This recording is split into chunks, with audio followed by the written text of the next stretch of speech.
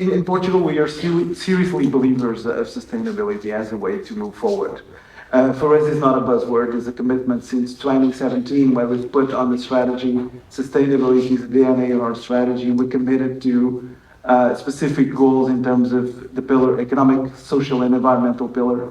It was not an easy thing to put on the table, but we are progressing. But I would say accountability, and we've talked about accountability, is very important for us.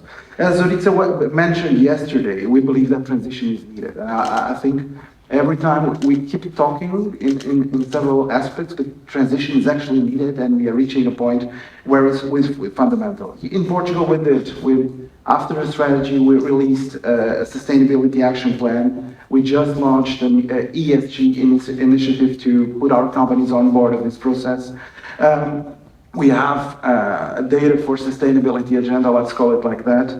I heard yesterday a very nice inspiration on that, which is we cannot wait for the perfect framework, we have to start. So I think that's a bit what we've been doing.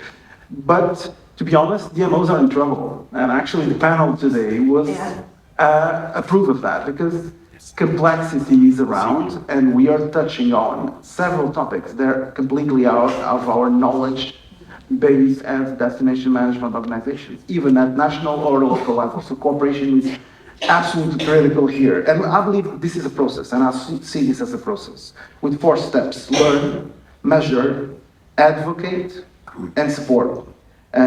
Our focus and the work that we've been doing until now, it's basically on the 2 pillars. So it's learning about topics, new topic that comes in, how do we understand it, how can we measure, and how can we progress on that.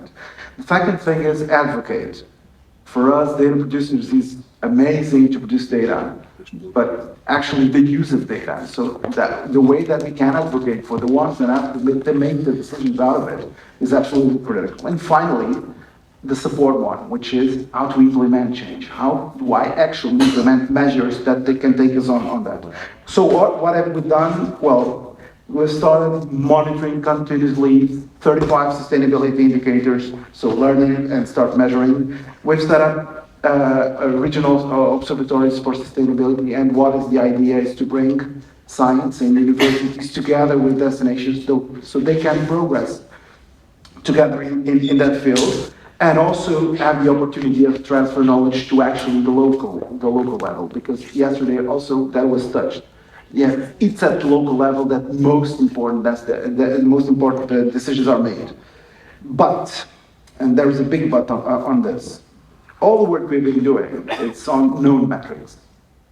The industry has been progressing, but we don't get out of the traditional metrics that we do, even economically or social. So what we've been doing is find new data sources that make it more timely, more accurate, but we are not getting outside. And that's why when we look at our policy agenda and the impacts of what we're doing, something is missing.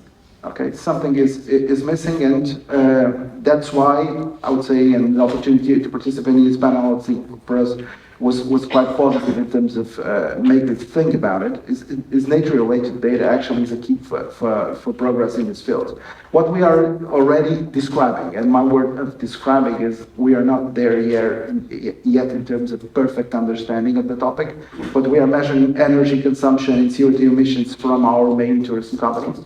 So it was a learning process with our companies to understand where we are in terms of the status of the industry. We are also monitoring CO2 emissions from main source markets, so calculating what's the impact that comes from different options that we take as policies, because it's not indifferent in terms of the markets that we have. We've been measuring water qualities in destinations. What we are now experimenting in terms of nature-related data that we've been searching for, and questions that we have on the table. What's the impact of dispersion of tourism in terms of air quality? We've been pushing for seasonality. We've been pushing for dispersion as policies, but is it really working?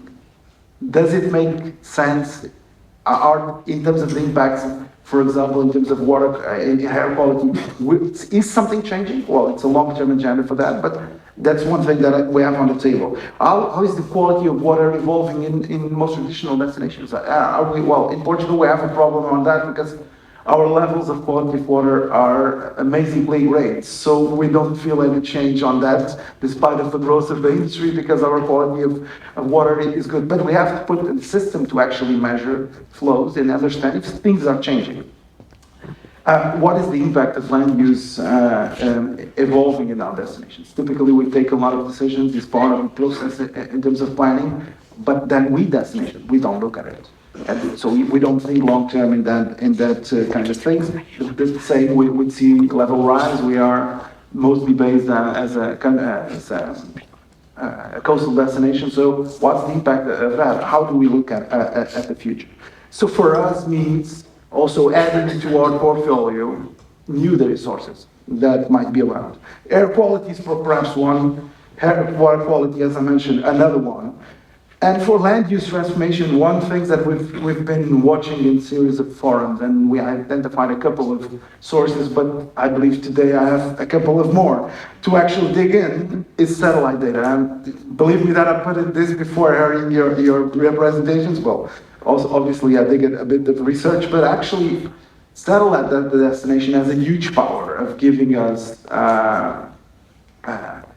an idea how evolving the ecosystems, how evolving the land use of our territory are done. And we are far from exploring that in terms of tourism policy, in terms of evaluation of what we're doing. And it's an incredible tool that it's around. We just need to cooperate with the ones that understand. Because for us, it's a step even to a more complex set of data that we cannot